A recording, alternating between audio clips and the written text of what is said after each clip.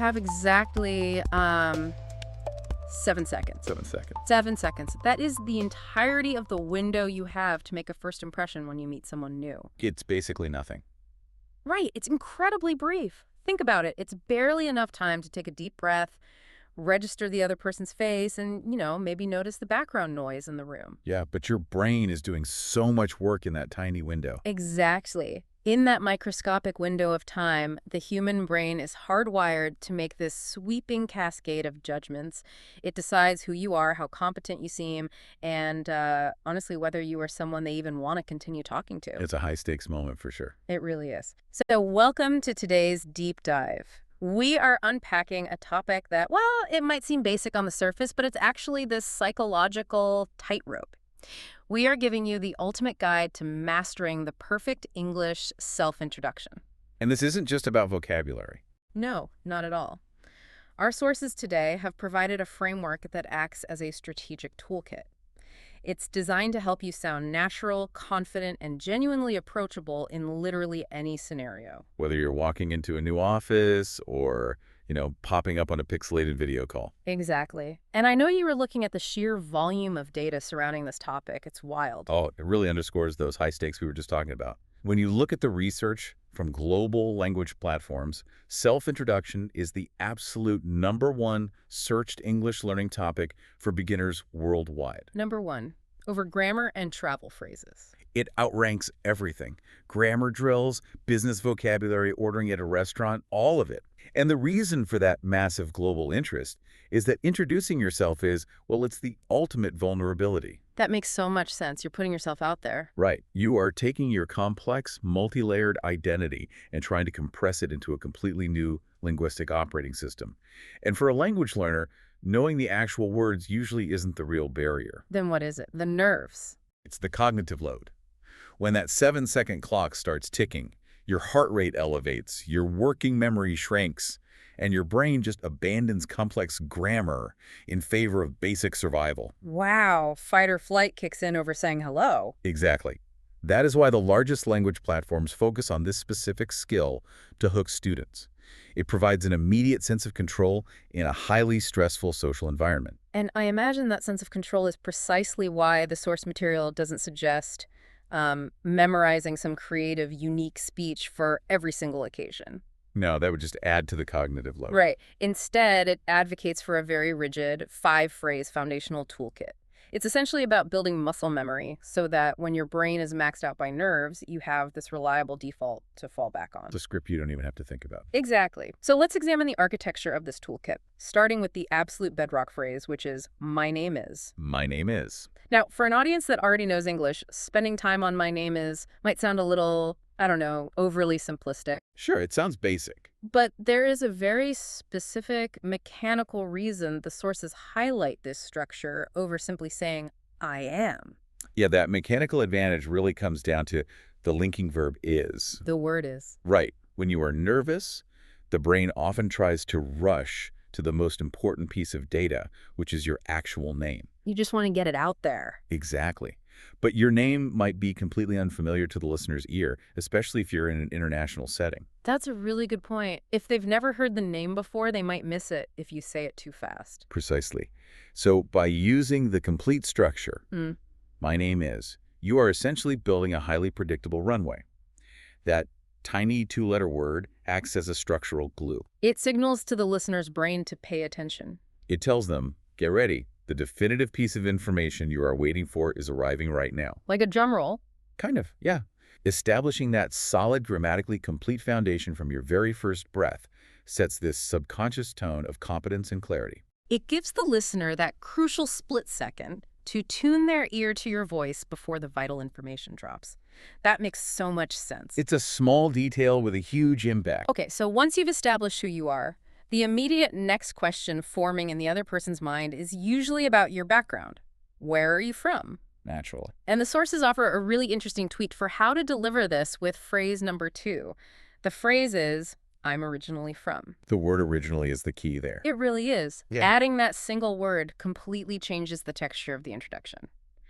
A flat statement of geography, like I am from Canada or I am from Mexico, it feels sort of like a data point on a passport. Just a cold, hard fact. Exactly. But by injecting originally, you instantly soften the delivery and imply a narrative. That narrative shift is so deeply rooted in how we perceive movement and time in conversation. Also, Well, very few people today exist entirely in one static location for their whole lives. Using originally introduces almost a cinematic quality to your introduction. I love that, a cinematic quality. Yeah, whether your sources use examples like Bangladesh, Mexico, or Canada, that one adverb suggests a journey. It implies you started somewhere and you have ended up here, speaking to this person today. It shows you have a story. Exactly. It demonstrates a command of conversational rhythm that goes way beyond just rote memorization. It invites the listener to wonder about the space between where you started and where you are now. Which subtly primes them to want to know more about you. It opens a door rather than just building a wall of facts. A wall of facts is a great way to put it. You want doors, not walls. Right. Which brings us to the third phrase, and this one addresses a very modern complication. The professional categorization. Yes. After your background, people naturally want to categorize what you do.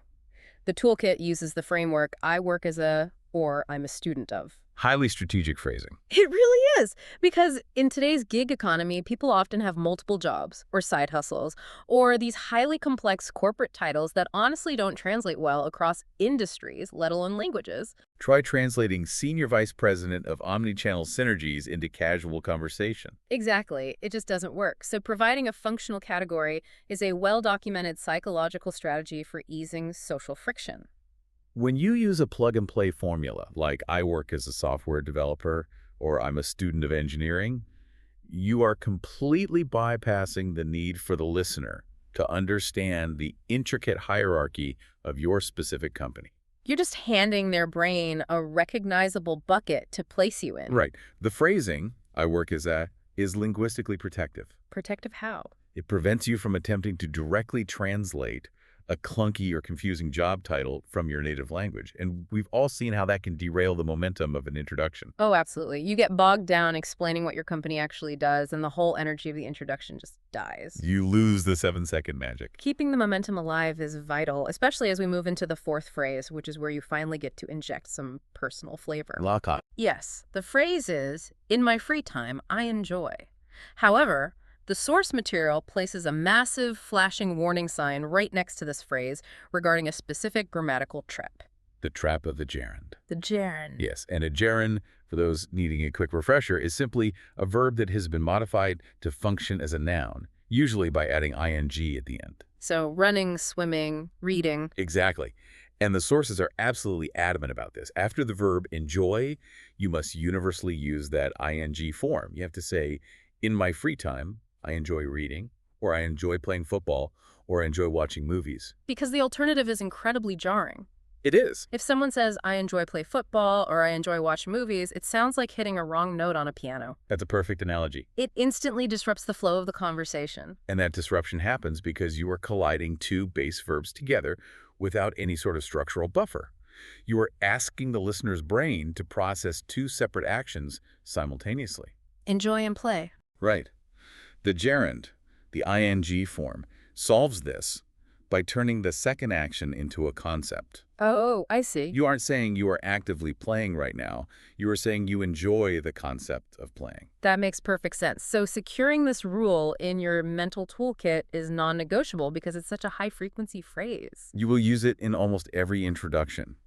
Mastering it prevents a minor technical error from overshadowing an otherwise confident delivery. It's a tiny detail that carries massive weight in how your fluency is actually perceived. Definitely. So, the final piece of this five-phrase foundation is the closing. It's nice to meet you. A classic. But what stands out in the source material here is the emphasis on social calibration. They really highlight a sliding scale of formality. Because social intelligence requires adaptability. Right. The language you use in a high-stakes corporate boardroom just cannot be the identical language you use at a neighborhood barbecue. You'd sound ridiculous. You really would.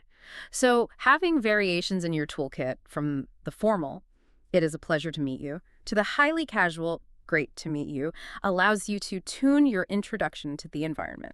It demonstrates to the listener that you aren't just reciting a robot script. You're actually reading the room and matching their energy. And that ability to read the room perfectly transitions us to the next major concept in our deep dive. The secret sauce. Yes, because you can execute all 5 of those phrases flawlessly, you can navigate the grammar perfectly and match the room's energy, but if you stop there, you often hit a wall of dead silence. The awkward pause. The worst. You're just staring at the other person, waiting for them to react to your introduction. That brings us to what the sources identify as the absolute key to a successful introduction, which is turning the conversation. This strategy is entirely about shifting the dynamic from a monologue to a dialogue. Because an introduction is a monologue. Inherently, yes. No matter how beautifully delivered, it is self-centered. You are the only one holding the conversational ball. The pivot point is realizing that the other person is likely experiencing their own mild social anxiety. You're wondering what they're supposed to say next. Exactly. They were wondering what they should say to keep the interaction alive. So you do the heavy lifting for them. You do. You achieve this transition by ending your introduction with a highly targeted question. This acts as a polite, direct invitation for them to take the floor. But the crucial detail is that it cannot be a random pivot. Right. If you just mention you work as a teacher and enjoy hiking, you can't suddenly ask, so what is your stance on monetary policy? No, that would give them whiplash. The execution relies on linking the question to the personal detail you just shared. And the source material provides a highly effective template for this. If you use your free time phrase to reveal that you enjoy watching movies, the ideal pivot is a related question like, have you been to any good movies lately? It's so simple but so effective. The psychology behind this specific tactic is brilliant.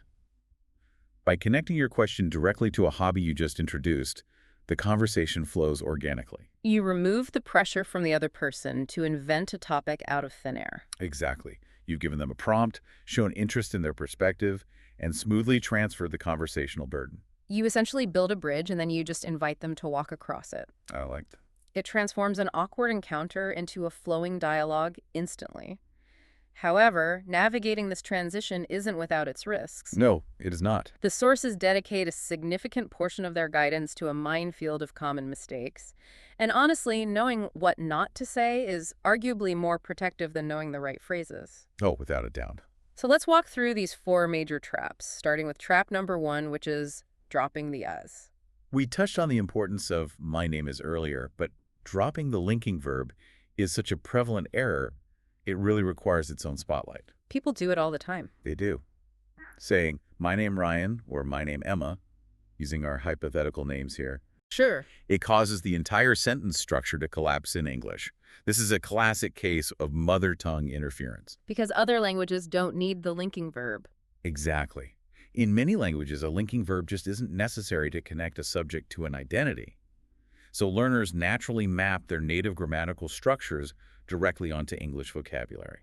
The brain is just trying to be efficient by cutting out what it perceives as an unnecessary filler word. But in English, that word is the load-bearing pillar of the sentence. The load-bearing pillar. That's a great way to remember it. Okay. Trap number 2 is equally sneaky. We call this the phantom article. For the phantom article. This is the phenomenon of adding the before country names, resulting in phrases like, I am from the Canada or I am from the Japan. And again, the desire to add the before a proper noun is another byproduct of cross-linguistic confusion. Right, because many languages require definite articles before all countries. Yes. English, however, is stubbornly selective. The rule of thumb is that the vast majority of countries, like Brazil, Japan, or Canada, take absolutely no article, just the name itself. But English loves its exceptions. It really does. And the sources explicitly flag 2 critical outliers you just have to memorize: United States and the Philippines. Yeah. If you say, I am from United States, it immediately flags as an error to a native ear. And the logic behind those exceptions usually relates to the country's name being a plural or a descriptive phrase. Oh, like states and Philippines. Right. They refer to the states or the islands, so they are plural, hence the definite article. The key takeaway for a learner is to assume no article is needed, but permanently lock those specific high-frequency exceptions into your memory. Just drill them until they stick. Exactly. All right, moving into trap number 3, we have to revisit our grammar discussion. This is forgetting the ing. The gerund rule strikes again. It's hard to shake. It really is. It is incredibly common for a learner, when under the stress of that 7-second window, to revert back to the base verb. because they're panicking. Right. They remember the phrase I enjoy, but the brain drops the suffix, resulting in I enjoy cook. Right. So remembering that enjoy is basically a magnet that strictly requires an ing verb is a crucial mental checkpoint. It's a high-frequency error, but it's easily corrected with just a bit of mindful awareness. And mindful awareness is definitely the theme of our fourth and final trap. I will admit, this one is subtle, but I have personally fallen into this trap, and the social consequences are, well, they're agonizing. Oh no, what happened? So trap 4 is the timing of nice meeting you. I actually did this a few years ago at a major networking event. I walked right up to a CEO I was desperate to talk to, confidently shook his hand, and enthusiastically said, "Nice meeting you." Oh wow. Yeah. He just blinked, gave me a confused nod, and physically turned away from me. I was devastated until I realized what I had actually just signaled to him. Yeah, your anecdote perfectly illustrates the severe chronological rules English applies to greetings and farewells. It's so strict. It is. When you first approach someone, at the absolute starting line of the interaction, you must use the present infinitive. Nice to meet you. To meet. Right. The to meet indicates that you are currently actively entering into the action of meeting them. And my colossal mistake was using the gerund form, meeting. Precisely. Phrases like nice meeting you or the full past tense, it was nice meeting you, are exclusively reserved for the finish line. They mean goodbye. Yes. They are used when the action is completed and you are actively exiting the conversation. By walking up to that CEO and saying, "Nice meeting you," you subconsciously signal to his brain that the interaction was already over, I effectively told him hello and goodbye in the exact same breath. which naturally prompted him to turn away. He was just following your conversational lead. It is incredible how one little ing suffix can completely alter the social reality of a moment. Mastering these subtle signals dictates the entire rhythm of the engagement. It really does. So let's distill all of this down for you, our listener. Your toolkit is built on 5 pillars. My name is provides the structural runway. I am originally from adds narrative depth. I work offers a clear functional category. In my free time, I enjoy must always be followed by an ing verb. And it's nice to meet you should be calibrated to the room's formality. And you have the secret sauce. Yes. Turning the monologue into a dialogue by pivoting with a related question to hand off the conversational burden. And you know the 4 traps to avoid. Secure your linking verbs, drop the phantom articles for most countries, never forget your gerunds, and only use nice meeting you when you are literally walking out the door. That's a pretty solid summary. Thanks, but you know, the sources make one final, crucial recommendation. Knowledge without physical application is useless here. You have to practice this out loud. You really do. Open the voice memo app on your phone, speak your 5 phrases, ask your pivot question, and listen back. It will absolutely feel clunky at first. It always does. But you keep recording and tweaking it until that 7-second window stops feeling like a high-wire act and starts feeling like second nature. I'll let you take us out with a final thought on that exact process of rehearsal. Yeah, as you begin recording yourself and practicing those phrases, I want to leave you with one final thought to mull over. Think about the paradox of what we've just discussed today. The paradox. We have spent this entire deep dive studying a highly structured, rigid, almost memorized script of specific grammar rules and calculated pivots. True. On the surface, reciting a script sounds like the exact opposite of authentic human connection. It sounds robotic. It does. Yeah. Yet it is precisely by mastering this rigid formula that you achieve true conversational freedom. How so? Well, when you meet someone new, your cognitive load is redlining. You're analyzing body language, translating vocabulary, and managing social anxiety all at once. By deeply memorizing this script for those first 7 seconds, you take the pressure completely off your working memory. You put the mechanics of the introduction on autopilot. Exactly. And in doing so, you buy yourself the mental bandwidth to actually smile, to listen intently to their answer, and to be genuinely present. Wow, so the structure doesn't trap your personality. No, the structure is the very thing that sets your personality free. That is a fascinating way to look at it. Well, that wraps up our look into the perfect introduction. Stay curious, and we'll catch you on the next deep dive.